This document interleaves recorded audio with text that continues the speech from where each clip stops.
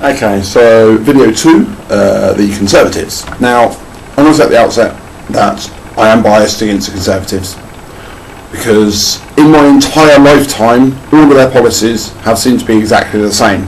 They're short term, they only look at the next 5 years because that's the only time they're in power, and they always have pretty glaringly obvious detrimental long-term effects that anybody can see who has any understanding of complex situations like the economy, for example.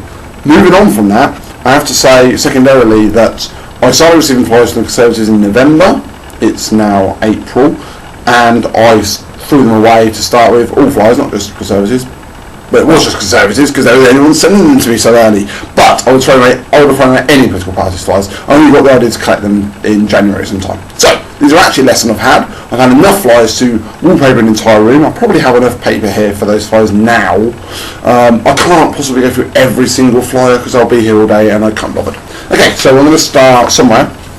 So I might as well start with a letter I received from David Cameron himself, no less. Yes, I'm sure that he typed this entire thing up himself. Obviously he didn't, but you know, hey, it's funny. First thing I have to say about this is learn English. This is titled to Rachel and Eddie Watts, or Rachel E. Watts, Eddie O. Watts. You don't put women's names first. Sorry, this is not an anti-feminist point. This is just English. In English, it's Mr. and Mrs. Always.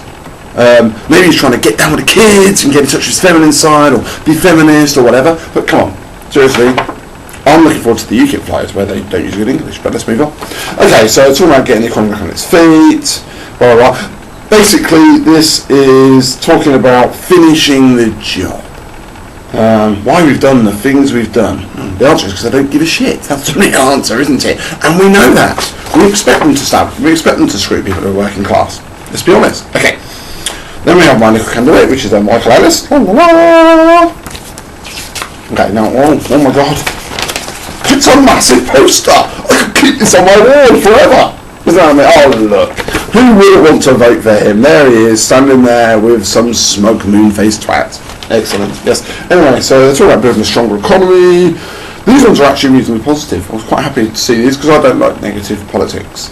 So I was reasonably happy to see. Oh look, he's getting in and out of a tractor. See. What says working class more than getting in and out of a tractor? Have you seen the cost of tractors? There's nothing working class about owning a tractor. They are fucking expensive. Anyway, getting behind our town schools. Yes, the Conservative, the well-known policy, the well-known political party on behalf of schools. Yes.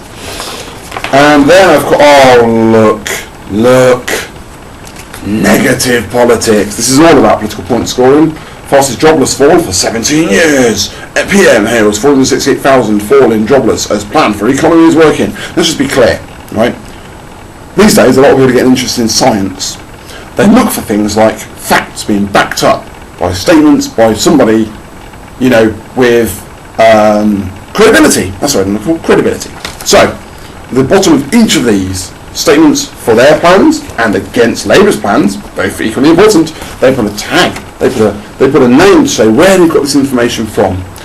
Pro-Tory points. These are the people who are backing them up.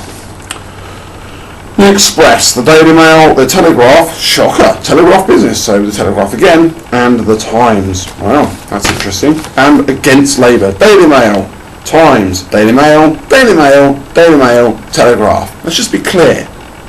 Newspapers are not considered to be advocates of truth and balanced reporting, especially the Telegraph. Come on, man. They're called the Tory Graph for a reason. And there we are, and then we have another one. Okay. Oh yeah, look, it's covered with a Union Jack. Isn't that nice? That should be a UKIP flyer, sure. Protecting people, provide good schools and help families with childcare costs, back to business to create a job for everyone who wants one. Cut income tax for 30 million people. Blah blah blah. Oh, wait a minute. Take everyone who earns less than 12.5 grand out of income tax altogether. That's a Liberal Democrat policy this election. So I reckon they've probably realised that doesn't actually achieve anything, because it certainly didn't this election. So I should have mentioned the Liberal Democrats. Well, I might adjust that. Okay. I have to say, Mike Hallam is a borough council candidate for the Parklands. He's a Conservative. he has picked 4 photos to go on here. If I put the photo onto my political flyer, I would probably pick a good one. He's got a photo sitting back in a chair like this. No joke, that's what it looks like. I mean, I don't know if you can see that picture there. Look at that facial expression. Who wouldn't vote for him?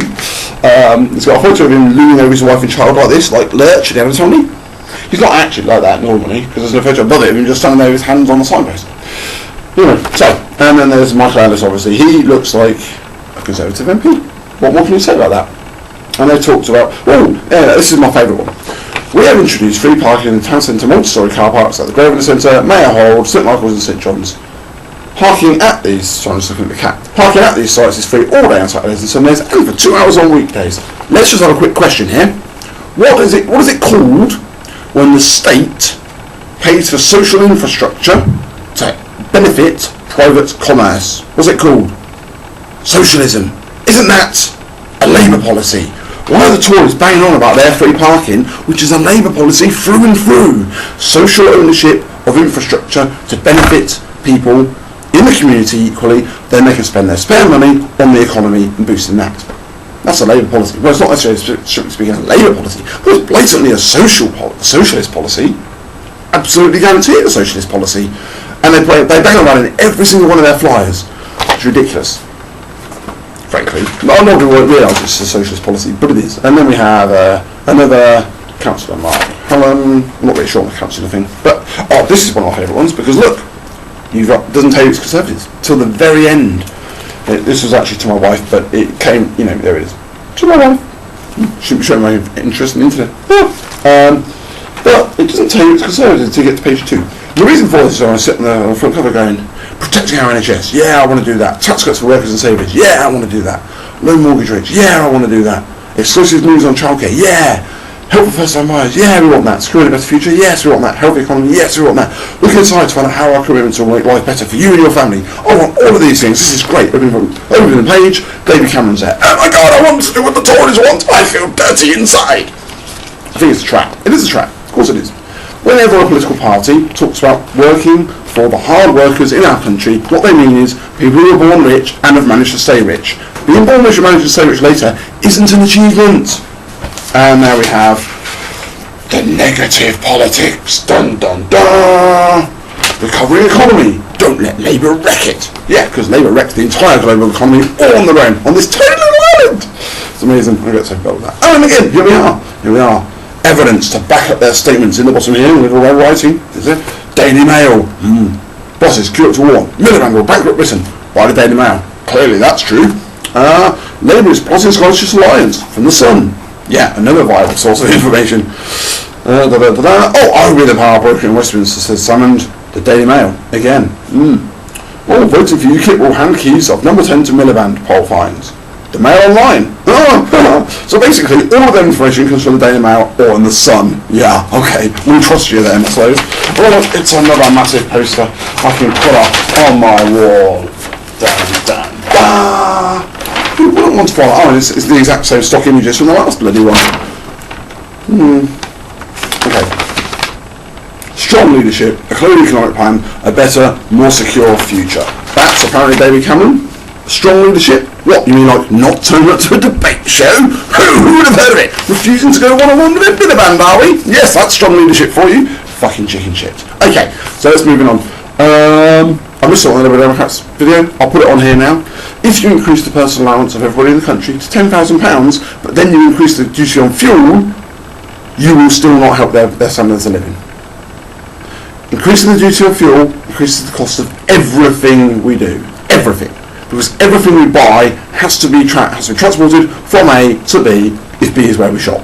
The only person who the people who are least affected are those who do all their shopping online, but even then that has to be delivered, that costs petrol, if petrol goes up, the transportation costs go up, everything goes up in price. Liberal Democrats should learn this, really. They've got for their 10k personal allowance, well done for the Liberal Democrats. They then agreed to a duty increase on fuel, which completely annihilated any benefit anybody was going to get. The other thing with increasing the personal allowance, a lot of people complain about is it benefits rich people more. Well look, we're in a society where being rich is beneficial, right? That's just the case. Anything that benefits anybody will always benefit rich people more. I'm going to do a quick video on basic economics, on having more resources being an advantage and shit all like that. I mean, everybody knows that anyway. And that's the end of this video really, because I could waffle all day about this shit.